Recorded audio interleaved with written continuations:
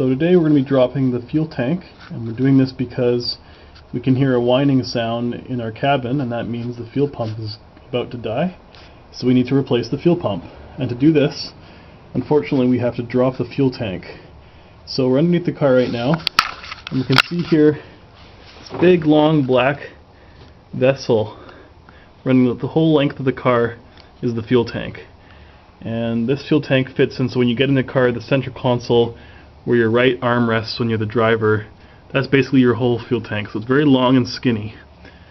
And the procedure to drop the fuel tank is fairly involved. So you can see here the fuel tank is held in by two straps, one right here in the front and one in the rear. And these straps also hold the throttle and speedo cables. So what's going to happen is when we release these straps, the fuel tank will fall through. But before we do this, there's a few things we have to do. For number one, we have to drain the fuel tank of any fuel, and this will decrease the weight of the fuel tank so it doesn't come crashing down. So there's a drain plug right here. I think only the later models have this. Otherwise you're going to have to pump it from the top, and I've already shown you how to do that. But you can drain it from here. You can see here I have a pan.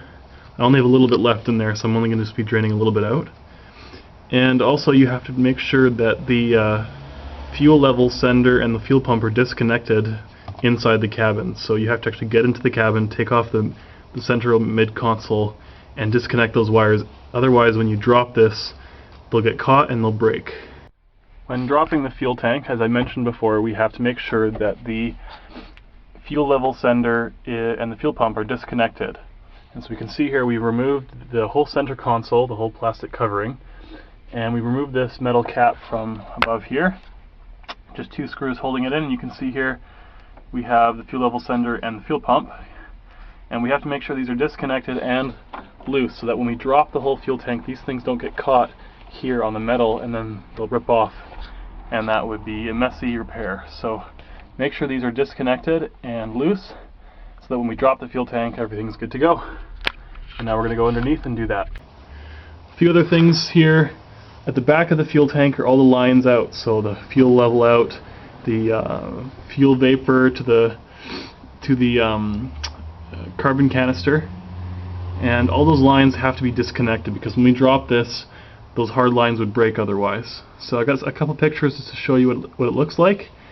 Basically all you have to do is disconnect vacuum hoses and fuel lines and then remove everything, and then you're ready to drop the fuel tank.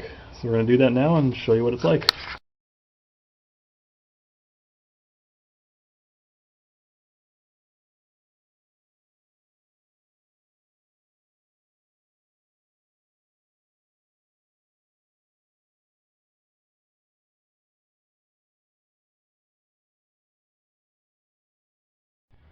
So you can see here we are lowering the gas tank, and we're using the jack to do that, and you can see that the front end here is a little bit lower, and that's because we're going to have to get the lines at the back at the very end there. So we're going to lower the front first and then get the back out and push it forward.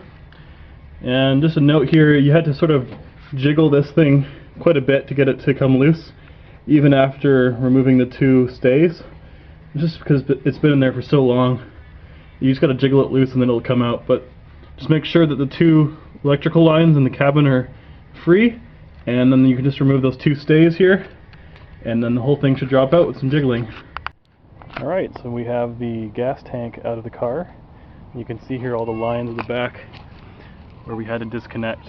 So this is the filler line that goes to the filler cap on the side of the car, and we have a bunch of fuel lines here. We can see these go to the fuel pump in the center. And then we have some vacuum lines, and this is for the fuel vapor that goes to the charcoal canister. And you definitely want to use those to improve your fuel economy.